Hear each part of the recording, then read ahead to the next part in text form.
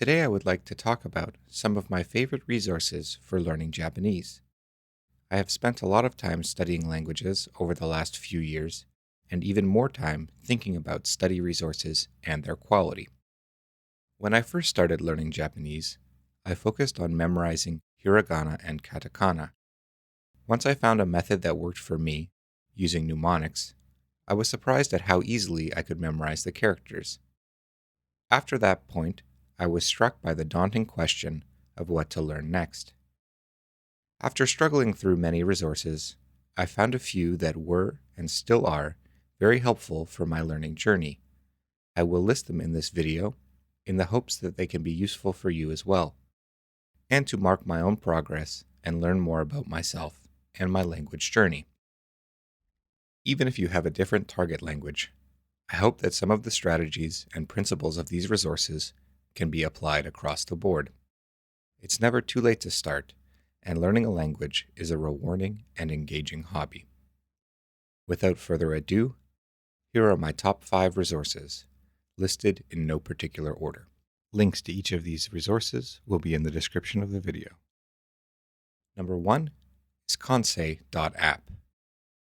Kansei is a free AI chatbot and is one of the newest resources that I have found.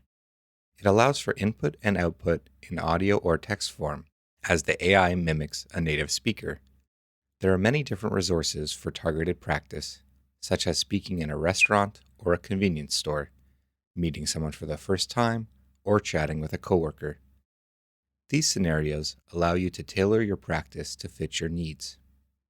Additionally, the chatbot has 3 levels of difficulty, from beginner with simple short phrases to more advanced and casual conversation. Kansei provides helpful feedback, including grammar and structure corrections, as well as encouraging messages praising you for studying. When I first saw Kansei, it was simple, but I was very impressed with how useful a resource it was. Practicing speaking and learning about the flow of conversations was very valuable for me.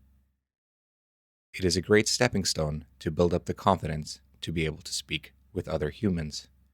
It has been wonderful to see the app change over time. The developer continues to add many new features, including user accounts and even other languages like Spanish and English. New speakers are often shy, and it is common for the mind to go blank in new or difficult situations. Kansei allows you to practice specifically for these situations so you can make the most out of your real-life conversations and not miss out on any opportunities.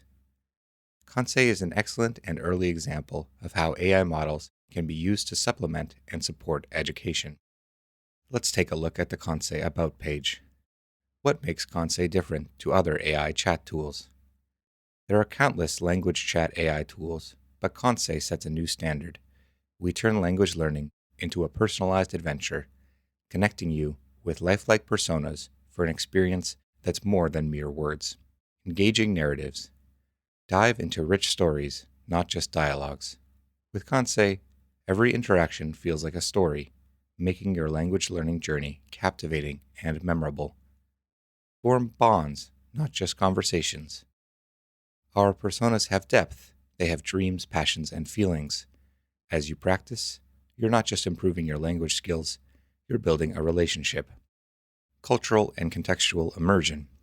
Experience the language in its true essence. Our personas bring them with cultural context, colloquialisms, and nuances that make you not just fluent, but also culturally aware. Active listening with depth. It's not just about understanding words, but emotions and subtexts.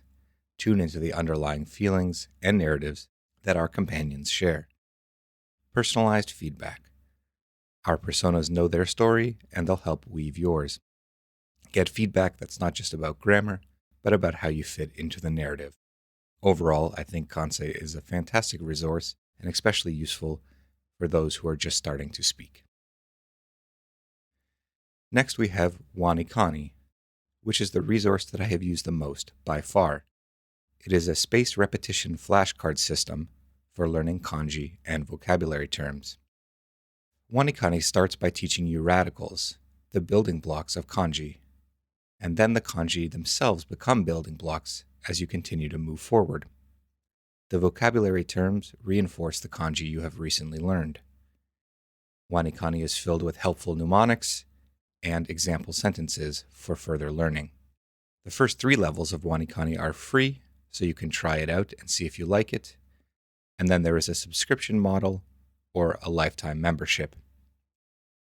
I can say that Wanikani really works. I can feel myself becoming more familiar with kanji. Some of them are intuitive and just make sense, and others I'm not sure why, but after getting them wrong a few times, they just stick. Wanikani is created by Tofugu, an excellent resource for articles and podcasts. Wanikani also has a forum section for extra help or to chat with other learners. This app is still being improved all the time. Lately, they added hiragana-only vocabulary, as well as extra practice sections where you can go over your recent mistakes. Let's take a look at the Wanikani About page. Space repetition system. After learning radical, kanji, and vocabulary meanings and readings, you need to practice recalling that information. That's a really important point. If you're not recalling the information, you're not memorizing it. So no multiple choice or self-evaluation allowed. It's harder, but you're actually learning. To practice your recall, Wanikani utilizes a flashcard system that seems simple at first, but is actually doing a lot of science stuff behind the scenes. The biggest thing is the frequency at which individual items appear in your reviews. Take, for example, item A. You keep getting it wrong. The Wanikani system knows this, so it will quiz you on item A more often. On the other hand, say you're really good at item B. You've gotten it correct many times in a row. Each time you get item B correct, the Wanikani system increases the time between reviews for that item. This is good because when you recall a piece of information just before you're about to forget it, your brain actually tags it as more important, making it easier to recall next time.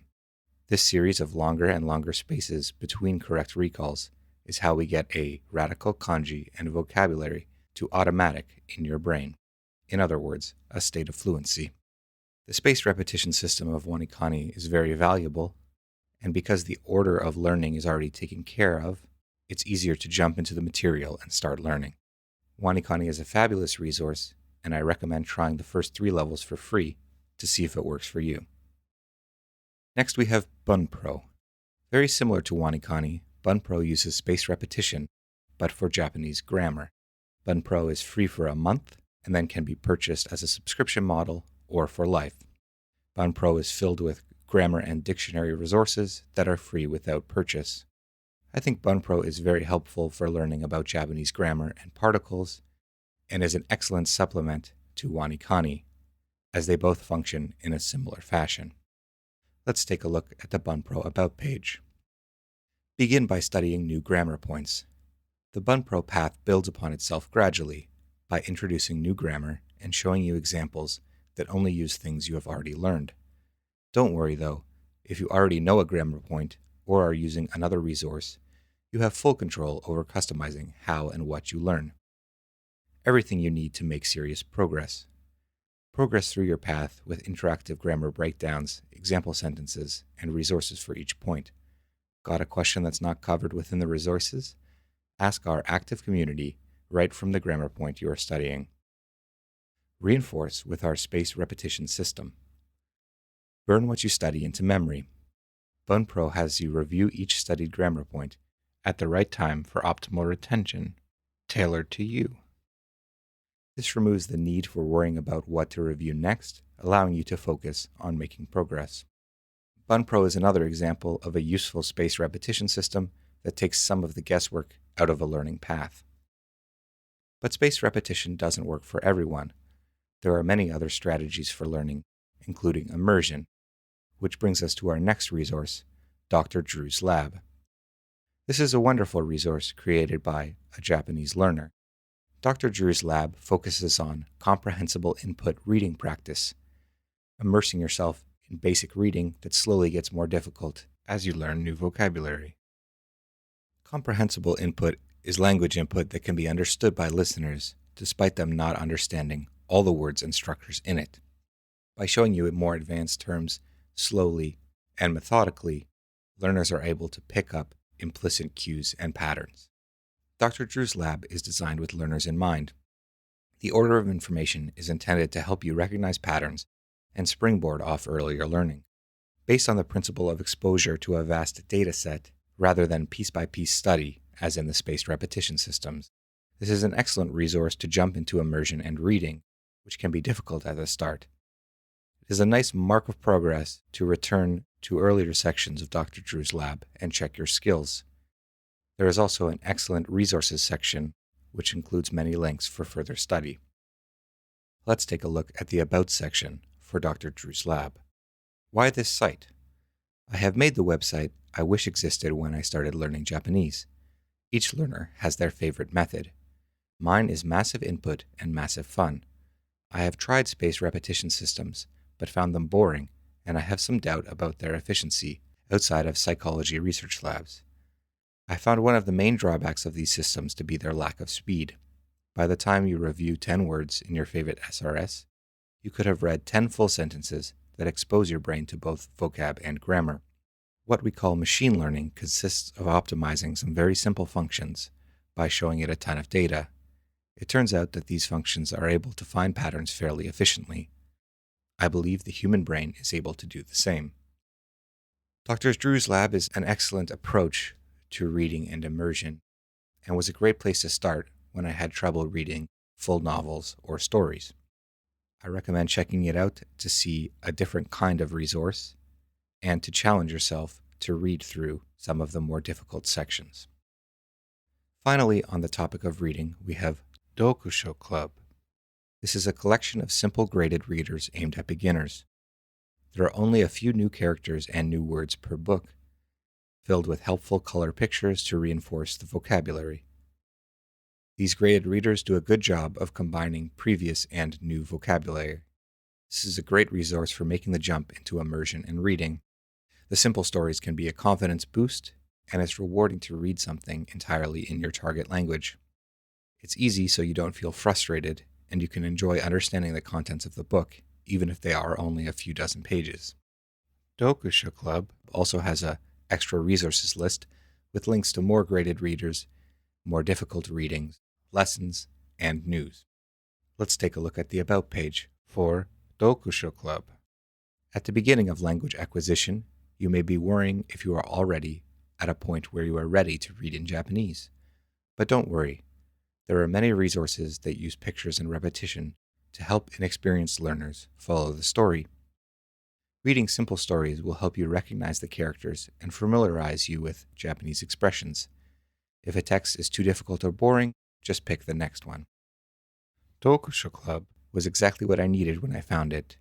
Reading simple resources may feel silly, but you need to lay the foundation to allow yourself to read more difficult readings.